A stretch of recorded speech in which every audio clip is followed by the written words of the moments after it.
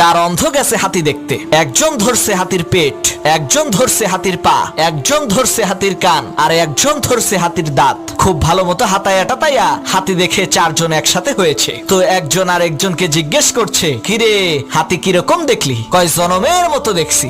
বলে তাই নাকি? বলে হ্যাঁ। কয় বল তো দেখি হাতি কিসের মতো? একজন বলল হাতি দেওয়ালের মতো, ও ধরছিল হাতির পেট। আর একজন বলে হট বেটা হাতি কলা গাছের মতো, ও ধরছিল হাতির পা। আর একজন বলে হাতি হইল কুলার মতো, ও ধরছিল হাতির কান। আর একজন বলে হাতি মূলার মতো, ও ধরছিল হাতির দাঁত। চারজন চার রকমের কথা বলে লাগাইলো ঝগড়া। এমন সময় একজন চক্ষুষ্মান ব্যক্তি তাদেরকে জিজ্ঞেস করলো, কি হইল, তোমরা ঝগড়া করো কেন? তখন সেই চার অন্ধ বলল, ভাই দেখেন তো, আমি বলি হাতি দেওয়ালের মতো, ও বলে হাতি কলা গাছের মতো, একজন বলে কুলার মতো, আর একজন বলে মূলার মতো, আপনি বলেন তো হাতি কিসের মতো? তখন সেই চক্ষুষ্মান ব্যক্তি বলল, আপনারা যেটা বলছেন সেটা হচ্ছে হাতির এক একটা অঙ্গ।